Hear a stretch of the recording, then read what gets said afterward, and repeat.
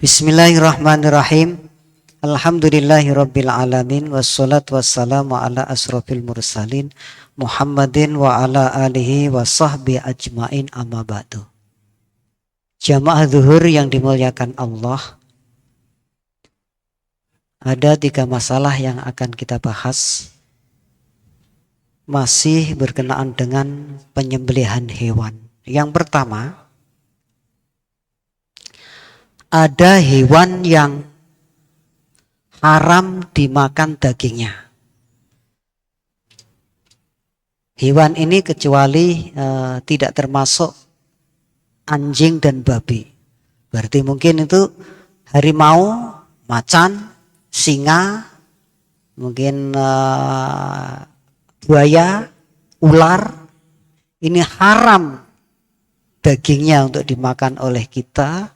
Akan tetapi kulitnya, tulang belulangnya, kemudian bulunya kalau ada, itu masih boleh dimanfaatkan oleh kita. Mungkin kalau ular, kulitnya bisa dibuat dompet, sepatu, gesper. Kalau singa mungkin buat rebana, mungkin dibuat beduk. Ya, dan seterusnya, tentunya setelah disamak, ditibar, samak, dibersihkan dengan cara-cara yang sudah ditentukan. Nah, masalahnya apakah hewan-hewan yang haram dagingnya dimakan ini tadi, ketika mau dimanfaatkan kulitnya, bulunya, atau tulang belulangnya, perlukah dia disembelih dulu atau dibantai aja begitu?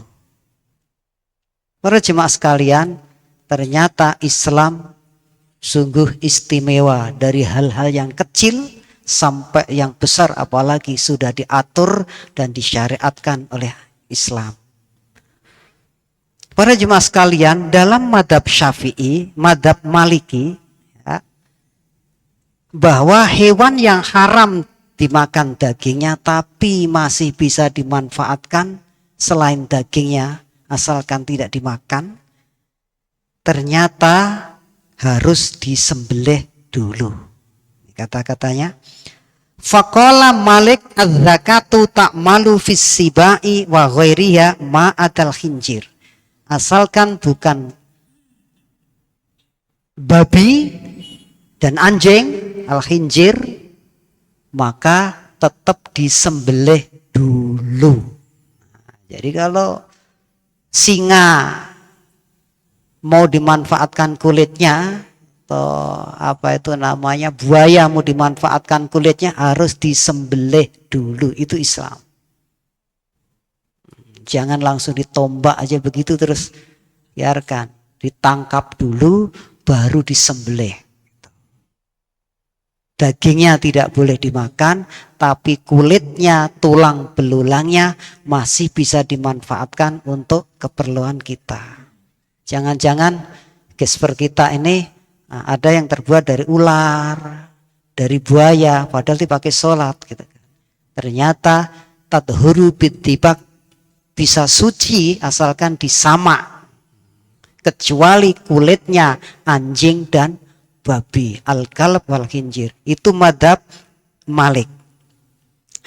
Bagaimana menurut madhab Hanafi? Ternyata wabihi kola Abu Hanifah. Pendapat Malik ini ternyata menjadi pendapat juga dalam madhab Hanafi. Artinya sama. Sekalipun binatang-binatang itu haram dimakan dagingnya, ketika mau dimanfaatkan kulitnya atau tulang belulangnya harus disembelih terlebih dahulu. Bagaimana kalau hewan itu diburu?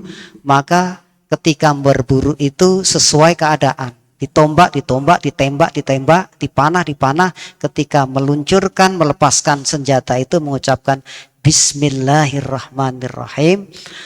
Lalu ketika masih hidup maka berlaku untuk disembelih dulu. Gitu. Itu yang masalah yang pertama. Yang kedua, ada hewan yang asyrofat lil maut, hampir saja mati. Mungkin ini hewan ketabrak kereta seperti kasus kereta jurusan antara mana ini Kedunggalar Jebres Solo berarti. Kasus kereta menabrak sapi. Nah, tuh sapi ini kenapa kok masuk ke rel, ketabrak kereta. Geger kan?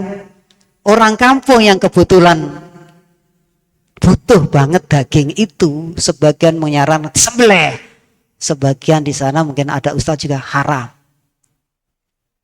karena udah sekarat gitu kan. Haram. Nah ini disembelih atau dibiarkan gitu. Para jemaah sekalian, kasusnya banyak sekali di Jakarta umpamanya naik motor nabrak ayam bangkok gede lagi, dibiarkan atau disembelih lalu dimakan, kan? Para jemaah sekalian, kita lihat pendapat para ulama yang ada di kitab Bidayatul Mustahid wa Kifayatul Muqtasid. Wahtalafu fi ta'siri zakati fil bahimatil lati asyrafat alal mauti min syiddatil marad. Ulama berbeda pendapat dalam masalah hewan yang hampir saja mati, entah karena ketabrak, ya, kelindes kereta, atau karena memang sakit parah. Artinya yang ketabrak kereta, yang ketabrak motor, yang sakit parah kalau dibiarkan mati juga gitu. Ini kunci.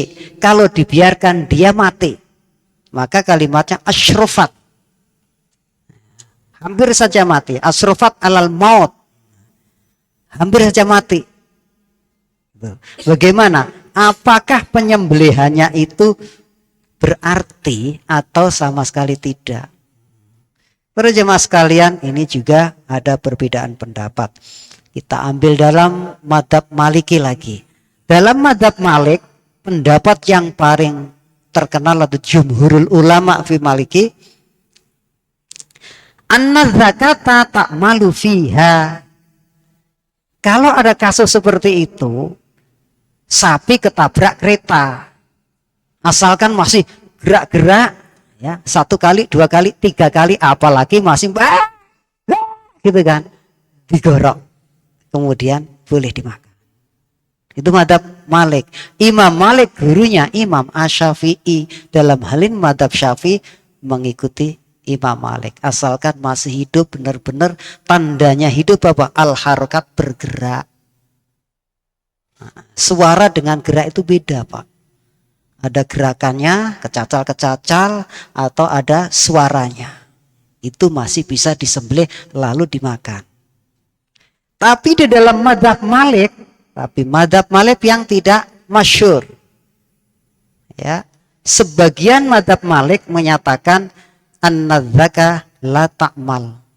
Ketika ada kasus seperti itu, mau masih kecacal-kecacal, kalau dibiarkan dia mati karena penyakitnya atau karena kelindesnya tadi, maka tidak perlu disembelih karena dia sudah dihukumin bangke. Tapi ini madhab Malik yang minor, yang mayoritas al-masyhur wa wal masyhur an Malik dari an-nadzakata ta'malu fi, sembelih. Masalah kedua. Masalah yang ketiga, di musim pemotongan hewan kurban kemarin, ternyata memotong hewan kurban itu tidak harus yang jantan, yang betina pun boleh. Ini bukan kasus, Pak. Sebenarnya sudah berlaku untuk orang-orang kampung dulu. Karena ustadznya ngasih tahu kurban tidak harus dengan yang jantan, dengan betinanya pun boleh. Ternyata hari ini jantan itu kan mahal. Kambing yang harusnya 2 juta menjadi 3 juta. 3 juta menjadi 4 juta. Karena apa? Ongkosnya, piaraannya, dan seterusnya. Mahal. Akhirnya, nah bagaimana kalau tradisi budaya yang membolehkan memotong hewan tadi berjenis kelamin betina dihidupkan kembali, boleh-boleh saja. Nah, di suatu tempat di Jakarta nih, mungkin di Bogor ya, kasusnya baru saja hewan kurban yang betina tadi ternyata di dalamnya ada janinnya. Nggak ketahuan ada janinnya. Pertanyaannya, apakah janin itu otomatis mengikuti sembelian induknya atau perlu disembelih lagi? Atau dia termasuk terpisah, artinya ketika ibunya mati dia jadi bangke. Para jemaah sekalian, ini juga sudah dibahas oleh ulama-ulama kita. Wahtalafu hal ta'malu zakatul fi janiniha am laisa ta'mal fi. Apakah penyembelian induk itu sudah mengotomatiskan penyembelian janin bila induknya itu ternyata ada janinnya? Induk disembelih, janinnya mati, apakah ikut? Itu pertanyaan. Fadhahaba jumhurul ulama ila anna zakatal zakatun li janiniha.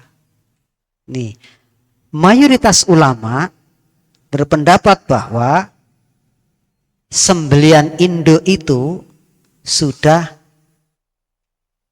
termasuk, atau janin itu termasuk penyembelian induknya.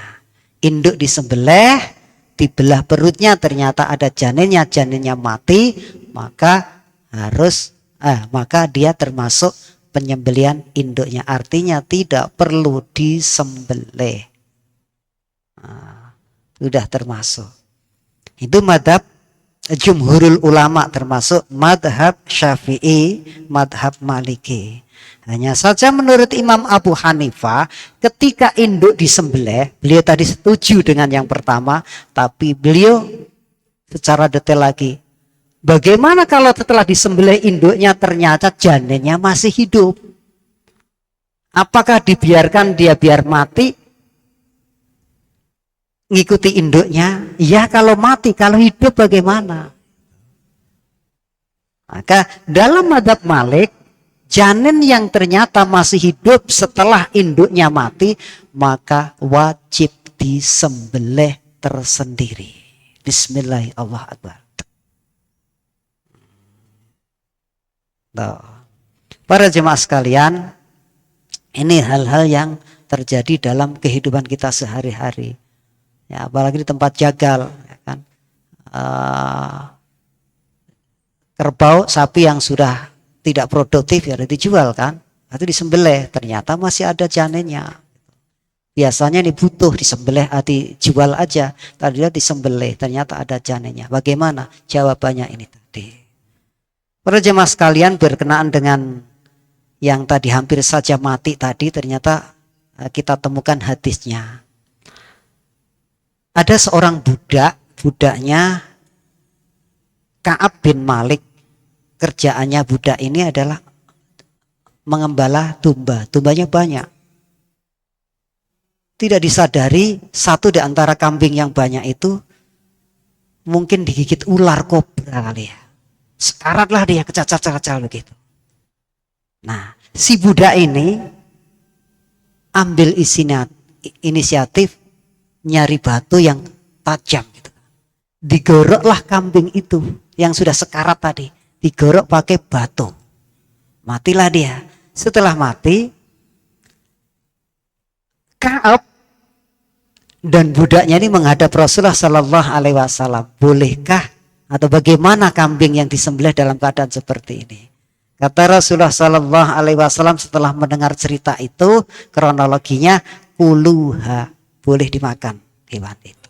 Berangkat dari hadis Rasulullah Sallallahu Alaihi Wasallam ini tadi, maka sapi yang ketabrak kereta, ya, perjalanan antara Kedunggalar Jebres, ya, kejet-kejet atau kecacal-kecacal, itu boleh disembelih lalu dimakan.